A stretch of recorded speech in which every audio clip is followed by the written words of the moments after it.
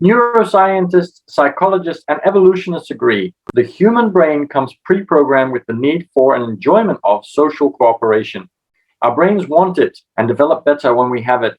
The meaningful relationships we get from social cooperations make us happier, healthier, and more productive. Social cooperation is also integral to effective work. It is one of the defining characteristics of being human.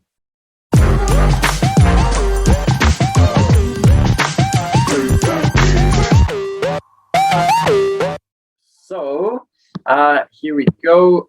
Let's get into Ray Dalio's principles, which we have been reading for quite a while now. We are quite way in, which is really amazing. We read about that much. And we are up to 4.2. Meaningful work and meaningful relationships aren't just nice things we choose for ourselves. They are genetically programmed into us. Okay, this sounds really interesting. Let's get into it for a Tuesday morning to get us motivated, to give us things that we can implement and think about throughout the day in order to be able to achieve more, because life is amazing when you go out and you work on your goals and dreams and start achieving things. Okay, here we go. Neuroscientists, psychologists, and evolutionists agree the human brain comes pre-programmed with the need for and enjoyment of social cooperation. Our brains want it and develop better when we have it.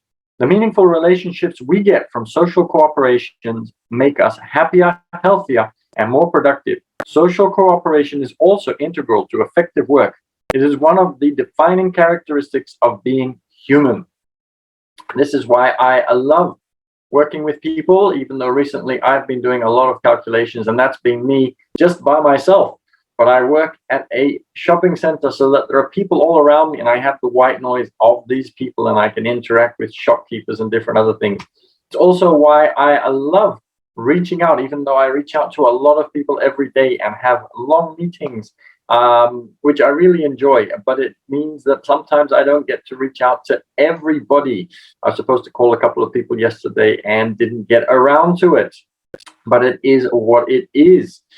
And that's why I really love letting you know where you can reach me on Instagram so that we can get in touch and I can get to know more of you, which is really amazing as well.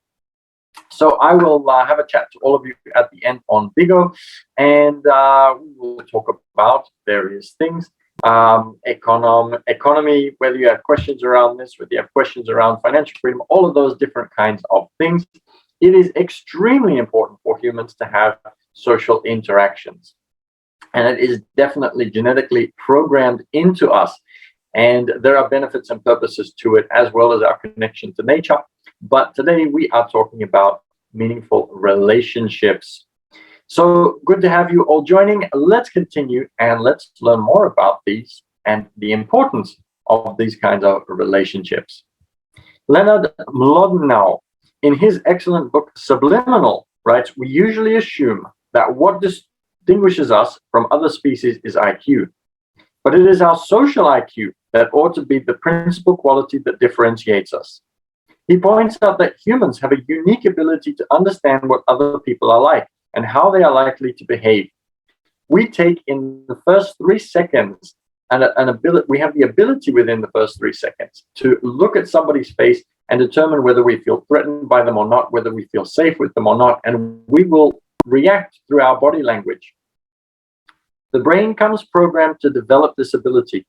By the time they are 4 years old, most children are able to read others' mental states. This sort of human understanding and cooperation is what makes us so accomplished as a species. As Melno now explains, building a car, for example, requires the participation of thousands of people with diverse skills in diverse lands performing diverse tasks. Metals like iron must be extracted from the ground and processed. Glass, rubber, and plastics must be created from numerous chemical precursors and molded. Batteries, radiators, and countless other parts must be produced. Electronic and mechanical systems must be designed, and it all must come together, coordinated from far and wide in one factory, so that the car can be assembled. Today, even the coffee and bagel you might consume while driving to work in the morning is the result of the activities of people all over the world. In his book, The Meaning of Human Existence, Pulitzer Prize-winning author Edward O. Wilson surmises that between 1 million and 2 million years ago, when our ancestors were somewhere between chimpanzees and modern Homo sapiens, the brain evolved in ways supporting cooperation, so man could hunt and do other activities. This led the centers of memory and reasoning in the prefrontal cortex to develop beyond those of our primate relatives. As groups became more powerful than individuals and our brains evolved in ways that made larger groups manageable, competition between groups became more important than competition between individuals, and groups that had more cooperative individuals did better than those without them. This evolution led to the development of altruism, morality, and the sense of conscience and honor. Wilson explains that man is perpetually suspended between the two extreme forces that created us: individual selection, which prompted sin, and group selection, which promoted virtue. So it is really important. I think that we live in a very social connected world, but we are socially not that connected because everything is social networking in that sense. So it is really important to take the time to really build your network and to have a really supportive group of people around you in order to be able to do that. And let's have a look. There's been a couple of things that have come in through the chat, which I cannot see very well because, let's have a look. No, that's mainly just from the computer, so that's okay. And Mladen just letting me know that he was not able to use the same link from last time, which is okay. So on that note, it is very important to go out and find the people that you're going to be able to resonate with, because you are going to perform better when you have people around you, especially people who you feel comfortable and who you are supported by. And when we socially isolate ourselves, this really causes big issues for us. So this is why I really love being able to reach out to everybody here. So for example, Chris Amala has sent some hearts. Young God has joined, very, very regular. Alex Shepard came and said hello. Sarah A.D. Sariel A.D. Also asked a question whether I'm a new host, which is definitely not the case. I've been doing this for a while.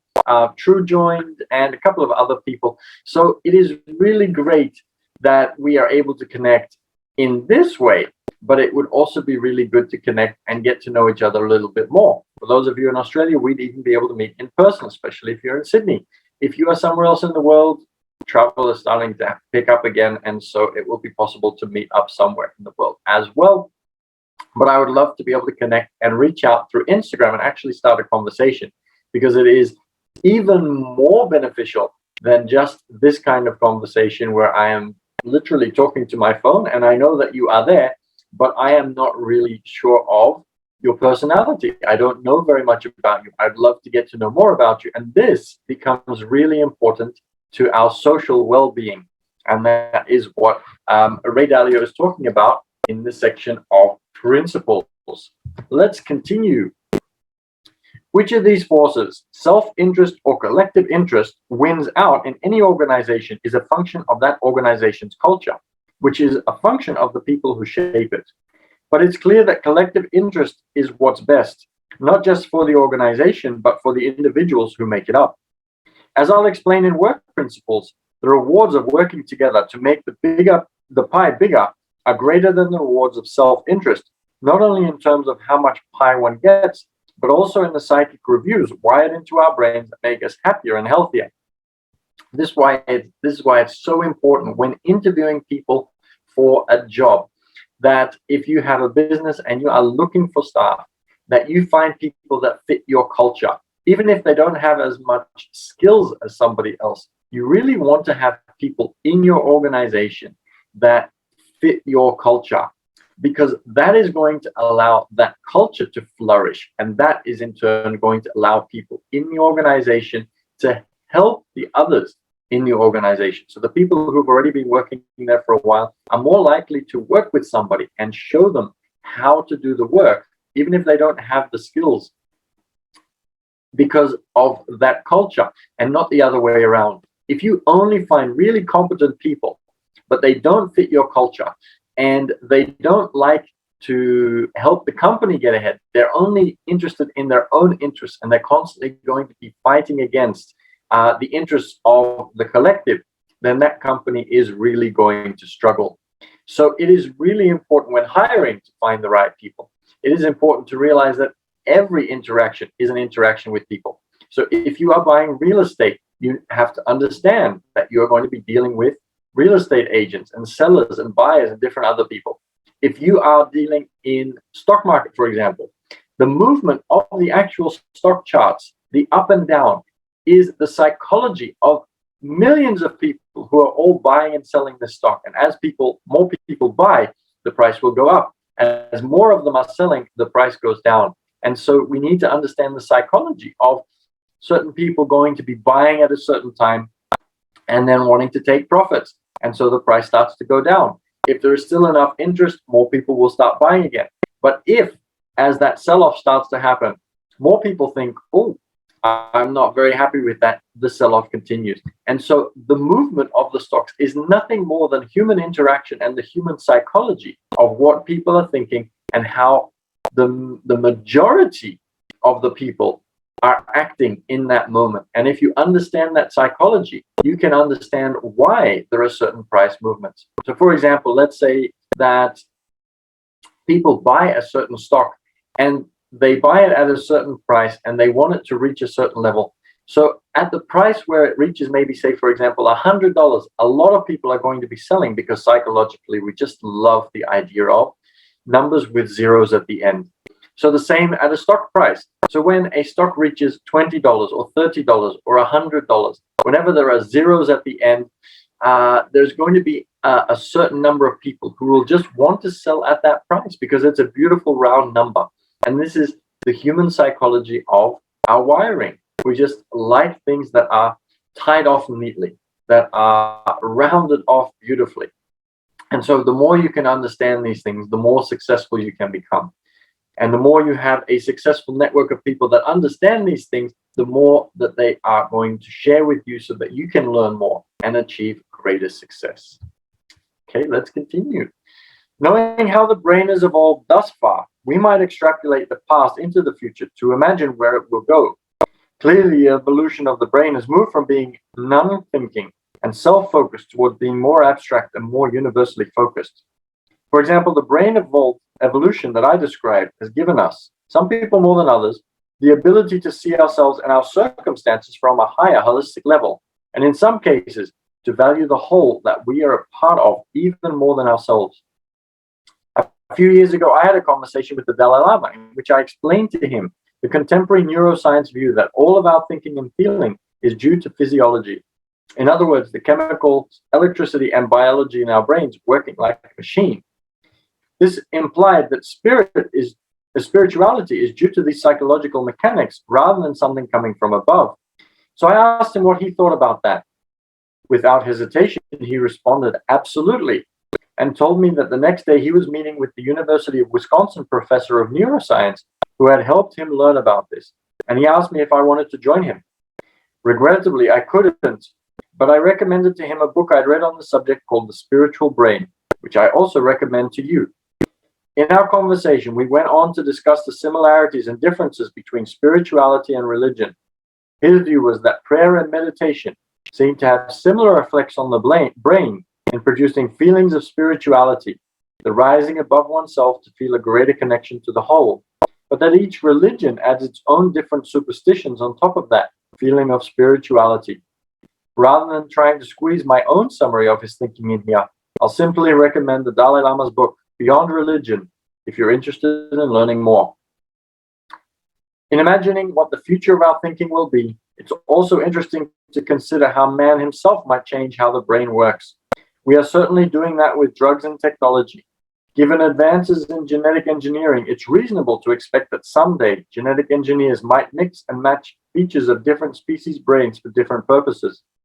If you want to have a heightened sense of sight, say genetic engineers might be able to manipulate the human brain so it grows optic lobes more like those of birds.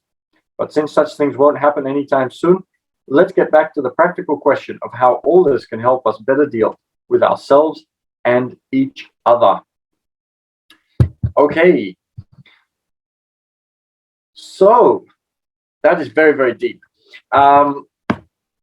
Religion is a very contentious topic, but there are definitely very interesting ideas and thoughts that have been experimented on, and a lot of research that's done with regards to what religion is and various other things. Another book that I would also recommend is Stealing Fire by, I think it's Stephen Kotler.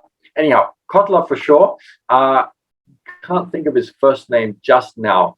But this book is really amazing when it comes to these kinds of things. It talks about a machine that you can use, that people used to be able to make themselves, that could give you a sense of being able to be in touch with God. And it talks about how government and different other people want to be able to control the consciousness of people, and that certain people have used drugs and meditation and dance and different other things in order to be able to achieve heightened states, and that obviously not everybody wants people to be able to do that. And so there is this constant step forward by this group, catch up by the other group, step forward by this group, catch up by the other group. And also the fact that there is the sense of cheating when it comes to shortcuts to achieving the same thing. So when you meditate, it might take a couple of hours to a day for you to be able to achieve a certain state. Whereas if you take certain drugs, then it will allow you to get there much quicker. And so it's the same thing, but just done in a different way. And there are the purists that believe that you need to do it in a certain way because you need to put the effort and actually like get to that point. Whereas there are others who say it doesn't matter. You can take the shortcut because the outcome is the same. So that is a very brief and not very deep explanation, because I don't want to spoil anything, about a book called Stealing Fire that talks about that section that we just spoke about, the spirituality and how our brain functions within spirituality, and that there are certain things that we can do that allow us to be able to experience that. So I think the most important thing is that from this chapter, we understand and realize that human interaction is extremely important for us. If we want to succeed, we need to embrace human interaction, which is why I said I'm really looking forward to getting to know more of you. So let's have a look. Jared and Naveed, Pap1, and you and Dishhad have all joined in the meantime, and I would love to get to know more of you. So I'm going to have to start wrapping up, but if you enjoyed this reading, you can see more of it. You can start listening to me reading the earlier chapters that you may have missed at our YouTube channel, which is called The Passive Cashflow Club. Make sure that you subscribe, because you'll be notified when the new videos are put up, but also you'll be notified when we have a question and answer session. And those are really exciting because they are your questions that I am answering. So make sure that you subscribe to the YouTube channel, and you will know when a question has been answered. It could be your question, because you can ask me questions and I'm happy to answer those. So you can get in touch on Instagram to ask a question at business_team_6_official. I'd also love to just get to know more of you and have a chat to you about economics, or about the book, or questions you have about the book, or things that you're not certain of. Would love to be able to get to know more of you, and you can get in touch on Instagram right there. If you have questions, make sure you ask the question, and we'll turn it into a video and put it up on YouTube, as long as it's something that we can answer. Obviously, you're going to ask the meaning of life. Not sure we're going to be able to answer that one. But if it's economics or financial freedom or investment related, then we can certainly answer that one for you. Also, if you are interested, we run all sorts of really amazing events. We have cash flow games. We have simulations that we run that can really help you to be able to implement investing at a whole new level, and in a way that you may never have done it before. So if you've only just started, or if you're afraid to start, it will allow you to be able to get started without fear of losing money or any consequences, because it is just a simulation. If you're already investing, you can test different strategies and see how things work and are put together so that you can achieve greater results than you might be achieving right now. In the same way that a pilot uses a simulator to practice, with us and our simulation, you are able to do the same thing for your investing and get better at investing without having to do it in real life and without the fear or the potential for losing money. And this is the kind of skill that is really important for us to be able to start building in ourselves, just as our human interactive abilities need to be improved as well. So I would love to get to know more of you and hear from you on Instagram, business_team_6_official. Send me your questions. Let me know if you're interested in any of the events that we run, and I'll make sure that we get you the information so that, yeah, I can also connect with more people and, yeah, utilize that social need that we have as humans so that we can all succeed together.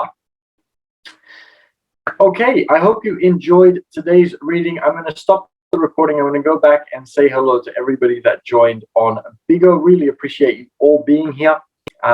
Without you, there is not much point to me doing this. So I really appreciate you being here. I'm looking forward to doing another reading tomorrow morning. So make sure you make the switch to unlock your rich, because if you keep doing everything in the same way, you're going to get the same results. There is a faster and more efficient way to do everything. And if you know the shortcuts, you can do amazing things at the speed that you've never experienced before. So make sure that you find a way to make that switch, and you will unlock your rich, not only in wealth, but also in relationships and health and everything else. Find the shortcuts and you will achieve the success that you really deserve. So thank you so much for joining.